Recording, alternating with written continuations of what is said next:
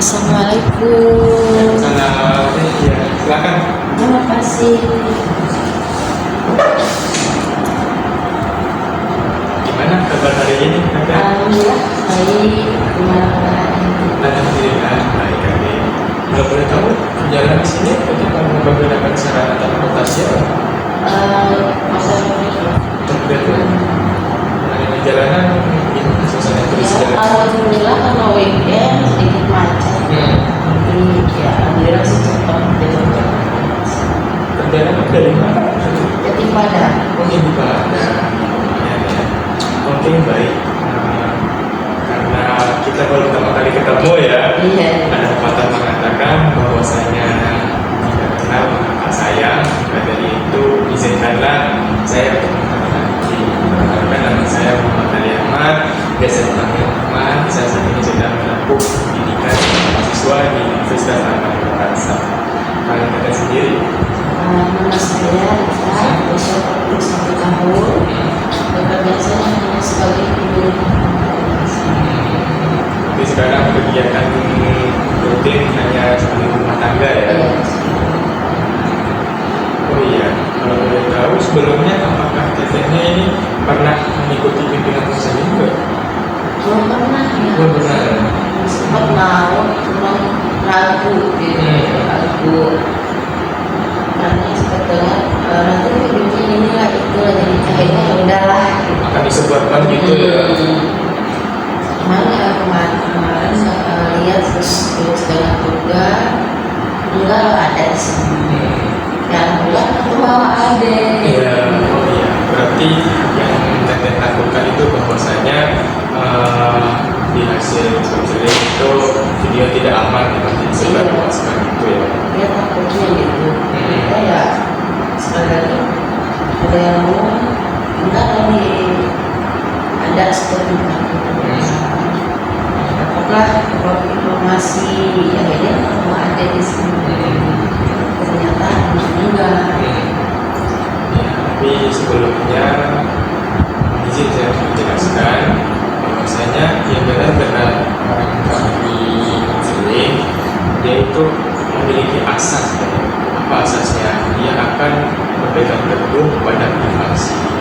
Jadi selama sisi konseling ini konselor dan kliennya ini sama-sama terbuka. Jadi kalian menceritakan apa yang dialami, sedangkan konselor berpegang teguh atas asas yaitu privasi. Jadi tidak ada halangan lagi untuk apa yang rasa takut. Jadi gimana saya sekarang setelah mendengar apa yang saya jelaskan? Saya udah percaya ya. Ya udah bersiap. Dari yang konseling ini kita ngobrol santai aja, ya, tapi santai ada maksud tertentu. Apa maksud tertentu? Ya salah teteh yang diomongin gitu. Oke, langsung aja ke poin ya. Mengenai hari ini apa kiranya ingin kita bahas? Apakah ada masalah terkait aktivitas teteh minggu kemarin, bulan yang lalu? Mungkin ingin diceritakan. Kalau dibilang minggu atau hari itu udah nggak bisa diomongin ya. Udah maksudnya bertahun-tahun ada rumah sendiri. Jadi kita misalnya hati menangis tapi Allah tersenyum.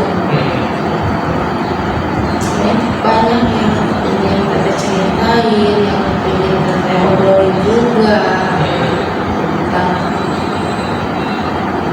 apa yang ada di hidup teteh, apa yang ada di hidup teteh. Cuman ada cumannya. Kita mau curhat atau apa yang namanya komunikasi lah sama siapa kan? Suami memang punya suami hidup satu rumah, tapi kita menjalaninya masing-masing. Hidup dia ya dia dengan ceritanya dia, hidup teteh yang hidup teteh dengan ceritanya teteh. Jadi di rumah tangga tuh kita tuh kayak asing ya. Jadi dia ini perlindungan, tapi saat data ini dipedulikan ini perhatian dia nggak Nanti pada saat ini kita itu sedang mengalami itu yang tidak mendapatkan bersandar ya, walaupun bisa dikatakan sudah berkeluarga, sudah memiliki suami, namun kita belajar seperti hidupnya itu masing-masing gitu ya. seperti hidup janda aja. Iya. Kalau boleh tahu sebelumnya adakah sosok orang atau panutan yang dimana kalau memang ada masalah beliau itu pasti ada. Ada ya, beliau itu sosok ibu, juga sosok ibu iya, itu sosok seorang ayah juga iya, pasti dia ini beliau sudah almarhum ya saat datang usia 14 tahun Masih remaja ya. masih remaja. Dan sekarang usia 41 udah 20 tahun Iya, ada 20 tahun ya Iya. kan ya. Di situ baru sekarang merasa nggak ada beliau ternyata sakitnya ternyata rasa sakitnya itu benar-benar gitu. Kayak kata itu nggak ada tempat bersandar, nggak ada tempat untuk bercerita, nggak ada tempat untuk berlindung gitu. Waktu kita punya suami juga nggak ada itu tempat suami. Jadi akhirnya teteh pulang sendiri semua, akhirnya kayak orang frustasi sendiri, menyiksa diri kita sendiri, menyiksa lahir batin kita sendiri. Apa ya, ketika kita dijamah oleh seorang yang sangat kita cintai, ataupun selalu ada itu kita tuh merasa apa ya, seperti apa ya. Tapi semisal kata beliau ini ada yang ingin kita sampaikan, kiranya apa yang paling ingin kita sampaikan? Banyak. Banyak banget ini seperti diungkapkan disampaikan sama beliau semenjak beliau mengilakan. Jadi semua beban itu dianggaplah beban itu simpan sendiri, nggak ada tempat untuk ngadu, nggak ada tempat ini saat beliau mengingatkan. Jadi kata adik tadi, karena beliau ada di sini, kita bilang apa? Bilang semuanya, bilang semuanya. Dengan lagi, tapi teteh di pikiran itu yang bilang kenapa saat di saat teteh sudah jatuh, pasti barang teteh butuh sandaran, nggak ada orang yang peduli. Nah, sekarang ke bapak sendiri teteh hanya dianggap sakit parah, gitu kan. Ke orang tua perempuan dibanding-bandingkan anak itu, ke suami dianggap bodoh amat, bisa tahu kehidupan kamu, itu cerita kamu, itu sih sebenarnya badannya gitu. Dan bisa cerita banyak sakit pada sekarang ya, dibilang ini berat banget oh gitu, berat pasti berarti gimana bersama teteh kerja di luar negeri selama 9 tahun itu nggak ada artinya, nggak ada artinya sama sekali di hadapan teteh ini menang teteh sakitnya baik musuh. Kedua, teteh itu dijauhin sama anak, dijauhin sama anak sama bapak ya, karena anak teteh itu tinggal sama bapak itu sama kakeknya. Nah, beliau itu melarang teteh untuk ketemu, walaupun teteh ingin ketemu pasti ada satu kata yang bikin teteh sakit.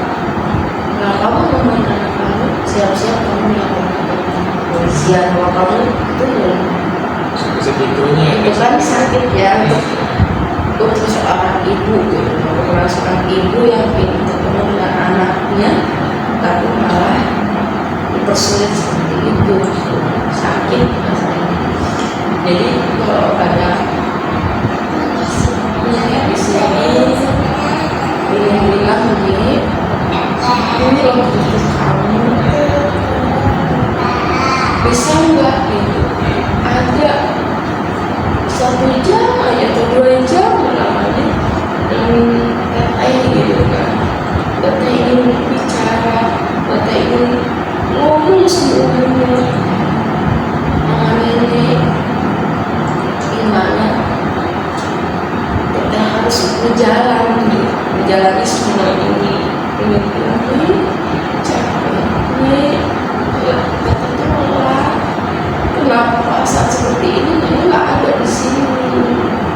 Kenapa saat ini nenek benar-benar nggak ada? Banyak banget, banyak banget. Dibilang, ya itu dia. Baik, pada saat ini kita kondisinya ingin tentunya untuk mengumpul dengan nenek jika ada ya, mengumpul yang tidak ada masalah tentunya. Tapi yang khawatir saya memiliki triknya dan caranya, dan ini sudah sudah sesuai dengan apa yang saya pelajari, yaitu menggunakan pendekatan Gestalt teknik teacher. Jadi ketika saya pandu, kita ikutin saja ya. Kita bayangin bahwasanya di kursi ini ada sosok yang terkembangkan. Siapa kira yang terkembangkan? Seseorang yang maksud itu ya menurut saya. Kita bayangkan, kita ikutin panduan dari saya. Kita sudah siap. Baik, sudah siap. Kita tilekan badan dulu ya. Santai. Kita tarik nafas. Turun. Terus teruskan. Kuat. Saya bisa. Dan nafas lagi. Teruskan. Terus itu. Lalu kita membayangkan bahwasanya di samping tete, di kanan tete ada kursi kosong.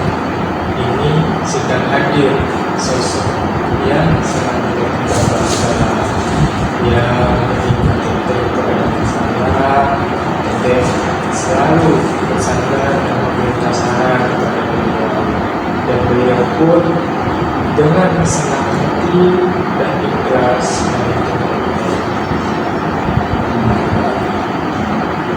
langsung menceritakan apa yang kita sampaikan. Beliau sudah ada di sini,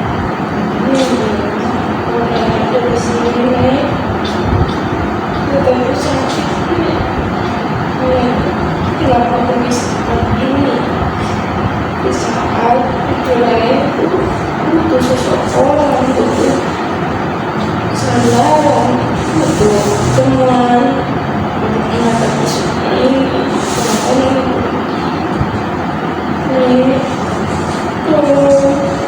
Nenek itu ada nenek saya. Lalu buat ini, kalau misalkan nenek nggak bisa datang ke dalam mimpi aja, sebentar aja datang bilang kalau cucu itu kuat, kalau cucu itu bisa menghadapi semua ini aja. Cuma itu lebih kuat. Ini langsung juga udah nggak sedikit jatuh bangun lagi, udah sendiri lagi. Dan sekarang ketemu dengan siapa? Ketemu lagi sama siapa, kadang ngeluh sama siapa. Katanya ada surat bertemu. Kalau ada nenek habis sendiri, nenek apa? Rupanya nenek bukan siapa-siapa, tapi nenek sebagai ibu terus bapak buat nenek. Masih ngerti semuanya. Tahu nama nenek.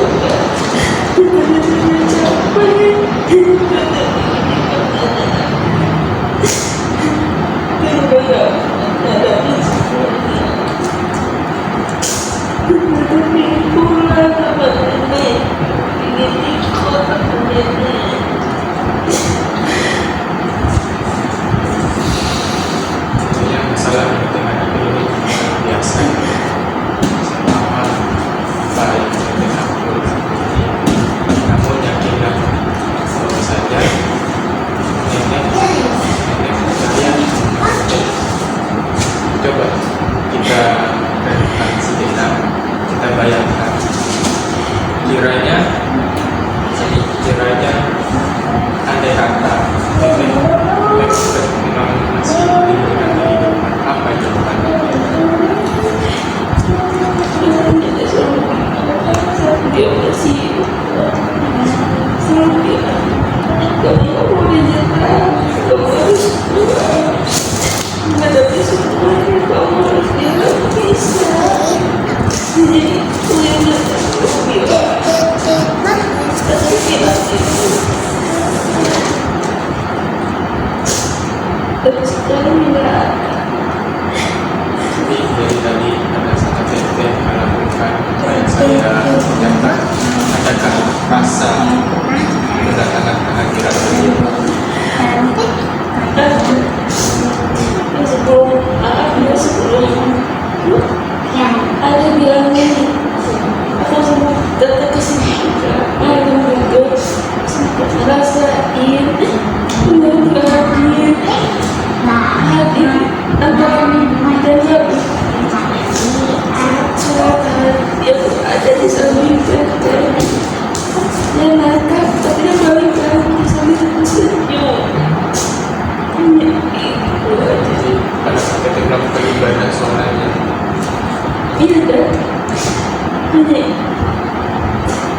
lihat dia membalikan lagi, tapi tetap sempat sekali bilang,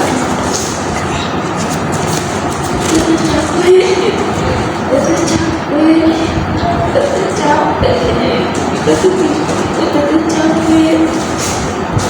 tapi ya mungkin hanya melihat saya aja masih senyum, dan aku senyum.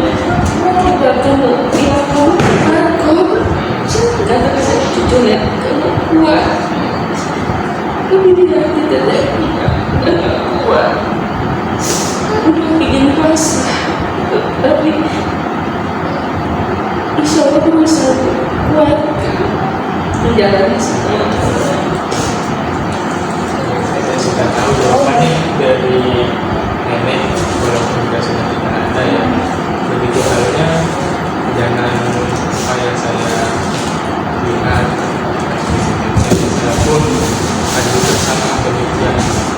Dan saya sebagai seorang senior tentunya akan sangat bangga akan karena mustahil teteh diberikan ujian cobaan hingga sejauh ini ada kegagalan.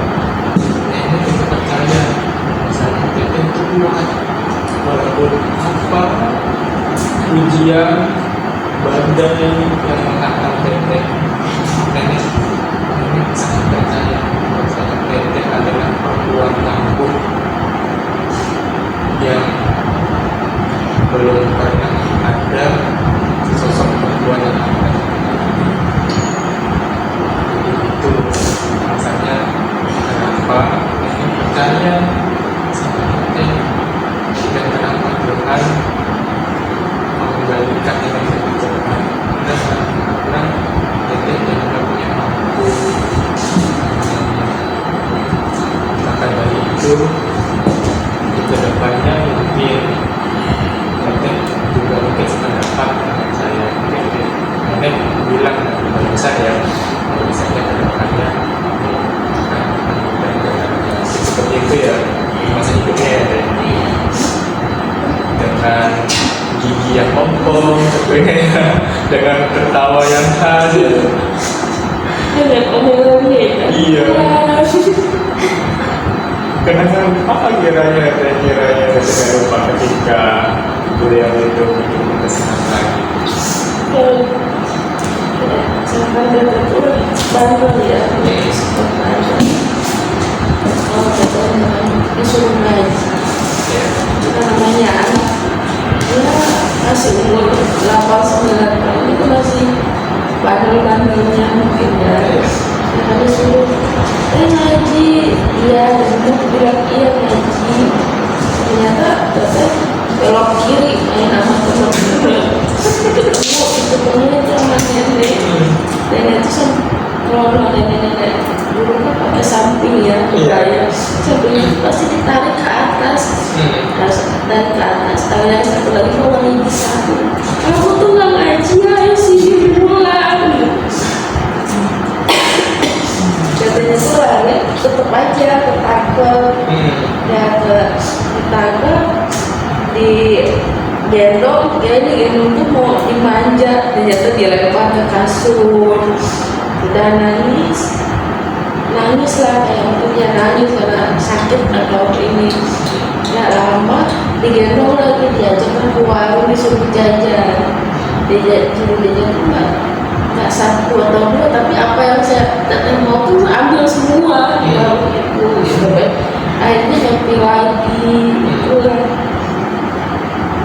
Yang momennya yang itu yang kita tidak pernah lupakan ya. Nggak pernah dilupakan. Kalau saat nangis aja kayak gini pasti selalu bilang ini nangis terus kayak bocah diledekin. Diputusin pacar ya nangis ya, siapa pacarnya kan namanya anak kecil dulu kan apa ya, walaupun tukang saya itu pacar aku gitu kan, karena saking ini.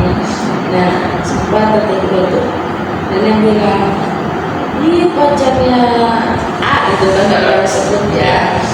Ini nangis diputusin sama mang sayur A yang nggak dikasih menjajanan gitu. Apa sih gitu, apa sih maju enggak gitu. Itu aja itu yang momen-momen dia nggak bisa dilupakan ya momennya itu, karena nggak ada kata tadi kita sendiri sosok seorang nenek sekaligus ibu sekaligus ayah beliau.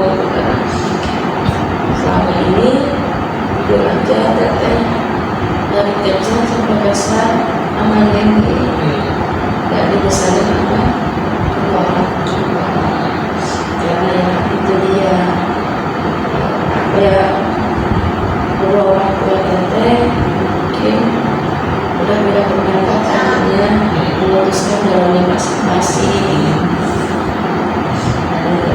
Lately di pasangan aman ini jadi apa-apa gitu ya, jadi nggak bisa diganti sama yang lain. Karena waktu sudah mencapai batasnya, mungkin yang bisa saya tangkap ketika teteh berada di titik jenuh, misalkan ya, dan berada di posisi misalkan ingat sama sosok dibutuhkan, namun dibutuhkan itu dalam hal konteks kata bukan kamu kuat loh, terus dikasih diusahakan. Kita tuh ingat sama hal keperjakan yang nenek lakukan kepada teteh yang aku barusan cerita itu, dipukul sama selendangnya kan. Terus dengan ketawa yang khas, giginya yang ompong tentunya kan ya. Gigi yang ngomong di depan. Sudah terbayang itu gimana apa ya. Kadang juga sempat di karena terlalu dekat jadi sering ledek gitu, sering ledek. Kalau dari makan jagung kan rumahnya neneknya gigi dua di depan ya kan. Pasti datang tuh bilang, ih nenek kayak kelinci gitu. Tapi nenek tuh ya kayak emang kelinci gimana mukanya gitu. Jadi disitulah kayak ya pokoknya momen itu nggak bisa dilupakan gitu, karena keponakannya nenek saat nggak bisa deh, pokoknya nggak bisa dikatain. Pokoknya almarhum aku bikin ini doang nggak dijualan dan ini gitu, karena tetap ini untuk dia bisa dicoba sama sebagai orang tua yang kadang anak gimana gitu. Baik, berarti mengenai konseling ini kita sudah ketemu ya jawabannya ya, apa yang harus dilakukan dan apa kedepannya gimana dan harus gimana. Karena apa tadi mengatakan sudah kita ya.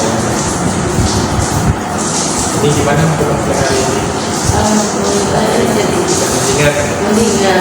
Mendingannya dari berapa persen kiranya? Kalau tidak ada lega ya, kayak pertama dan kayak sesat gitu, pikiran juga merasa udah gitu buntu, udah deh nggak ada jalan lagi. Tapi dengan ngobrol sama Ade yang ini, kenapa ngobrol ya kayak aku udah sempat berlindung kok, udah sempat ngobrol kok gitu. Dengan walaupun tapi nggak kenal sama Ade ya, nggak kenal Ade dari mana orang kita nggak kenal. Kita kesini mau konsultasi tapi ngerasa enak banget untuk nyerahin atau curhat katanya kan sama Ade ini, terus juga kayak anak pun semangat lagi deh untuk besok gitu kan, yang semasa hari besok gitu. Jadi gak kayak kemarin mau nonton dan gimana nanti kan udah semangat lagi. Alhamdulillah kalau itu saya beri apresiasi kepada teteh karena teteh apa ya, telah berdamai berada di sini teteh. Ya namanya mood ya, artinya kan kadang manusia itu kadang membaik, kadang buruk, tapi kalau ketika dan sedang datang buruk maka bisa terjadi bahkan dari apa yang kita mati barusan itu tidak mungkin apa yang bisa mengingat anak lagi dengan tentang beliau. Ya, mungkin sekian dari konten kali ini. Jika ada salah paham dari saya, mohon maafin saya. Bisa beberapa kali lagi, jangan terlalu menghubungi saya. Terima kasih udah dengerin. Anggaplah suatu anak yang merupakan sosok ibu yang saya